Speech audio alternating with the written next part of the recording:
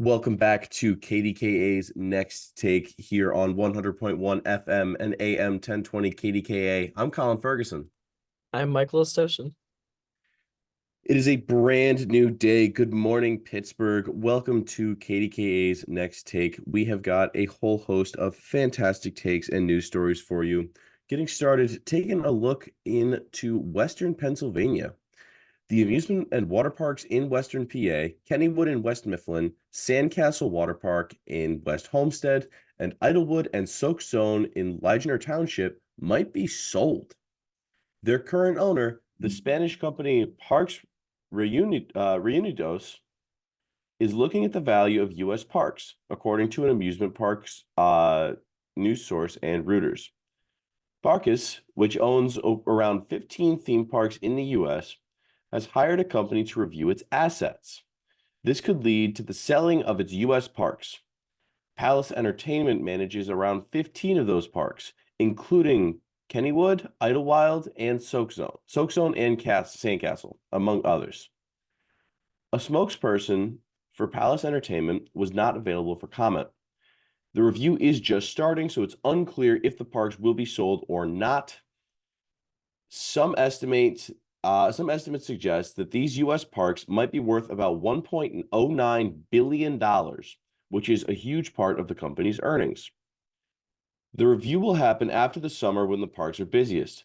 Park has bought these parks, including Kennywood, in December of 2007. Before that, Kennywood has been a family-run business since 1906. Idlewild is one of the oldest amusement parks in the U.S., opening in 1878. It was originally a picnic spot and campground. And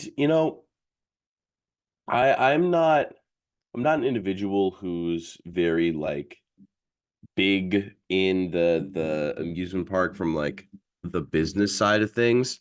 I get to go. I like to go on rides. I enjoy the occasional roller coaster.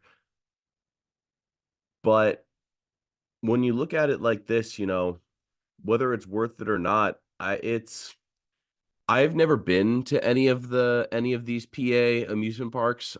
These are new for me, but I hear them being mentioned a lot. I mean, they're clearly very, very popular attractions, and they're clearly very big money makers for the parent company. So I don't know if maybe it's just because it's an out of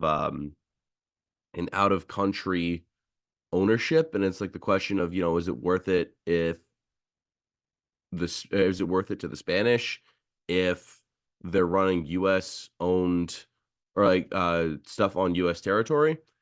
But I don't know. I'm curious to see, particularly why now is the time that they're bringing into question the worthfulness of having the parks being opened.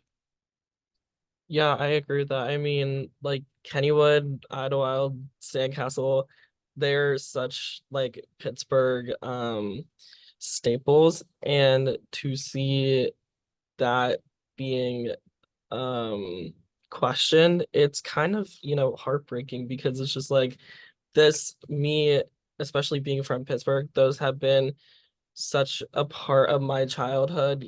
I've been to Kennywood and Sandcastle countless times throughout my childhood. I haven't been to Idlewild too much just because it was far from my house. So it was, far drive to go. But just being at Kennywood and Sandcastle every day, it's sad to see that, they are starting to question how much it's really worth. So it's just a sad thing to hear, especially since it was like a big part of my childhood and everyone who's lived in Pittsburgh's as well.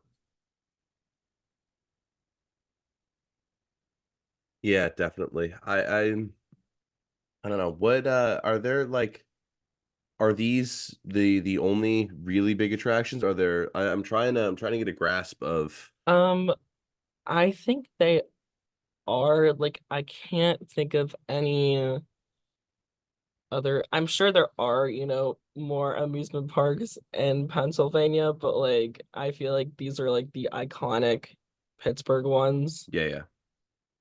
I can't think of any on the top of my head right now. I feel like I'd have to do some research. That's fair. Yeah. The only one I've been to in like the greater Pennsylvania area is Hershey, but like that one Yeah. feels like it's kind of a given. I don't know. Around here we don't have a whole lot of these like big theme amusement parks. I'm not really used to like traveling to them. Like for me to go to an amusement park, I either have to drive to Jersey Shore or up north to Mm. Mass for like Six Flags Great Adventure, which awesome by the way. Um Yeah, I've never been. I just well, I actually didn't go. I was supposed to go, but then I was sick. What is it? The amusement park in Ohio. I forget what it's called. I don't that think it's I don't think it's Six Flags, but it's in Sandusky, Ohio. Why am I blanking on what it was? that one I don't know. Hold on. I'm looking it up. We're gonna have a quick little search. Yeah, so like for me it's out and around there. I'm Oh, Cedar Point, that's what it was. Oh, all right, yeah, I have heard of that one. Yeah, I was supposed to go to that one, but I was not feeling well that day. That's fair, yeah. It's I don't know, they're like it's cool, but it's one of those like attractions, and maybe this is just like a me thing. I feel like I don't think about going to like an amusement park. And again, it might just be because Yeah. they're not around. But even I'm in Pittsburgh, like Kennywood never really like came up or came to mind. When I'm here at home, like going to the only like real close one is a place called Playland. It Mm. doesn't really like come to mind, and it's still like a 45-minute drive, so I don't know, maybe That's it's fine. just like a I feel like for me, like obviously went there a lot as a kid. I haven't been there much now, but yeah, I don't know. I used to go there so often. I think my college friends have never been there, so they're really trying to go this year, so I think I might take them.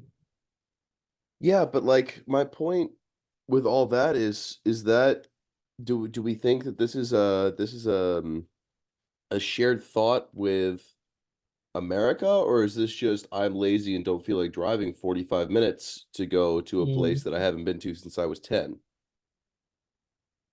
yeah, I don't know. I guess I never really thought of that. I don't know. Well, hopefully this will be good for the parks and for the greater, existence of them because they are still a huge part of Pittsburgh and the greater Pittsburgh area. Coming up for the rest of the hour, we have got some fantastic stories. First off, we have a shocking twist at the Olympics. Then we are looking at Stranger Things: The First Shadow. And finally, we're going to have a quick discussion about some of our favorite things on the littler screen.